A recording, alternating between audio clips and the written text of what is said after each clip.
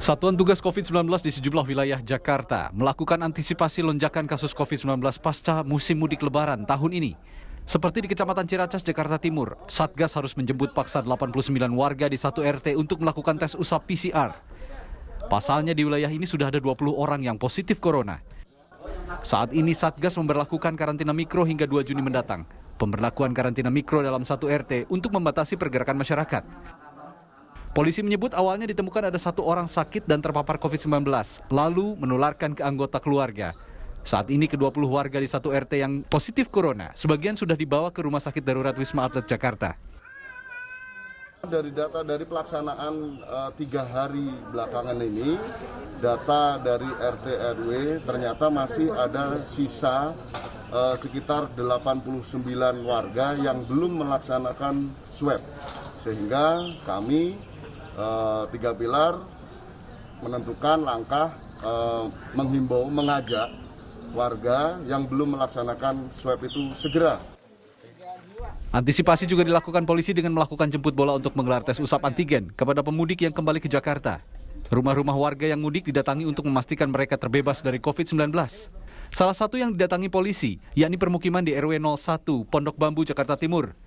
Pemudik yang baru tiba langsung diminta melakukan swab antigen. Sementara pemudik yang belum tiba di Jakarta, rumahnya ditempeli stiker berwarna kuning. Hal ini dilakukan agar pemudik segera melapor bila sudah tiba di ibu kota untuk melakukan tes swab. Untuk kepada para pemudik yang belum kembali ke Jakarta. Jadi belum kembali ke Jakarta, rumahnya kita tempelin ini dengan dibantu Pak Babinsa, Babinkan Timah dan Satgas dari Kelurahan dan dari RW. Setelah kembali mudik agar melaporkan diri untuk melaksanakan swab antigen dan ada call centernya. Jadi nanti para pemudik begitu nyampe rumahnya, kok ada stiker ini, dia tinggal lapor, Pak, saya sudah pulang. Nanti Satgas dari RW yang akan mendatangi rumah-rumah itu untuk melaksanakan swab antigen. Sebelumnya Ketua Satgas COVID-19 Nasional Doni Monardo sempat memastikan Rumah Sakit Darurat Wisma Atlet agar bisa segera siap jika ada lonjakan kasus pasca libur lebaran. Rumah Sakit Darurat Wisma Atlet pun sudah menyiapkan hingga 10.000 tempat tidur. Segala hal yang berhubungan dengan antisipasi terjadinya penambahan pasien di Rumah Sakit Wisma Atlet bisa disiapkan lebih awal. Tadi dilaporkan bahwa dalam 2 hari terakhir telah terjadi kenaikan jumlah pasien, yang mana pada 3 hari yang lalu posisi keterisian tempat tidur di Rumah Sakit Darurat Wisma Atlet adalah 15,2% dan hari ini sudah bertambah menjadi 17,15%. Presiden Joko Widodo pun sempat mengingatkan jajarannya untuk mewaspadai potensi lonjakan kasus COVID-19 pasca Idul Fitri. Presiden meminta seluruh aparat pemerintahan bergerak cepat, memantau pemudik ataupun warga yang terinfeksi COVID-19. Yang saya hormati, sudah diingatkan oleh Panglima dan Kapolri, diberi waktu 2 minggu untuk menurunkan terus.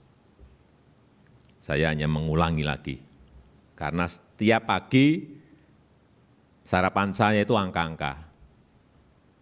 Semua kabupaten ada, semua kota ada, semua provinsi saya punya. Jadi coba dilihat, dari 176 hari ini sudah turun menjadi 87.000. Kelihatan terus, grafisnya kelihatan turun. Jangan sampai karena lebaran kemarin, ini kita sudah melarang mudik tapi tetap ada 1,5 juta yang mudik. Naik.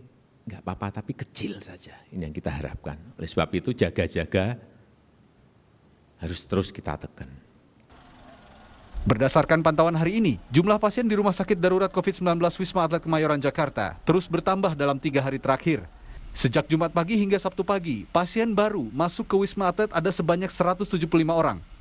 Total pasien yang dirawat di seluruh tower perawatan saat ini ada sebanyak 1.220 orang.